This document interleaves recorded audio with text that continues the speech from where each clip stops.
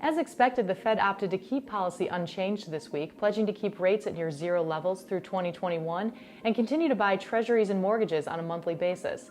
The Fed will also maintain its myriad of lending and liquidity programs through the end of the year, previously set to expire at the end of September. Of course, while future conditions may warrant additional support in new or larger programs or in the form of more explicit forward guidance, at this stage, the Fed appears confident in its present position. In the July statement, the Fed was somewhat optimistic regarding the more recent rebound in some of the latest data, including home sales, durable goods orders, and payrolls.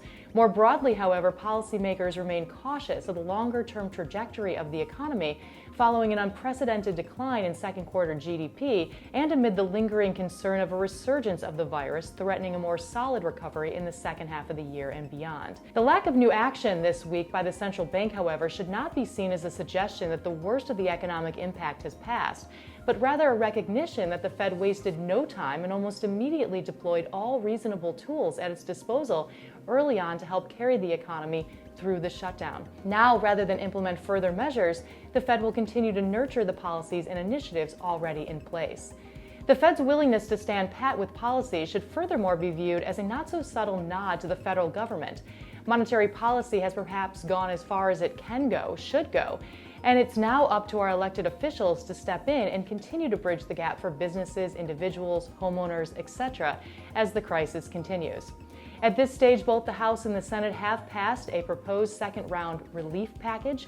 Both aim to provide support to millions of Americans trying to make ends meet and businesses struggling to keep their doors open, although differences remain on the best way to allocate funds and how much is needed. While the argument appears to be along party lines, politics aside, there is an important economic dilemma embedded within the discussion. Benefits are, of course, intended to provide financial support during a period of economic hardship. However, benefits that match or exceeds one's previous earnings can actually create an incentive for the unemployed to remain in a position of joblessness. Particularly in the service sector, businesses have reported difficulty reconnecting with workers because of the lucrative unemployment benefits. While the federal government aims to help American households, officials certainly don't want to make it more difficult for businesses to reopen with an absence of a willing and able labor pool. Bottom line, after adding ample support to the economy for months, the Fed has finally taken a pause in launching new policy initiatives, passing the proverbial baton of support needed to the federal government. For fiscal policy, however, there is no easy answer. It's an extremely delicate balance that those in Washington, in all likelihood, will fail to strike. After all, most of us have not lived through a pandemic or a global health crisis of this magnitude. There is unfortunately no past precedent or rule book to follow.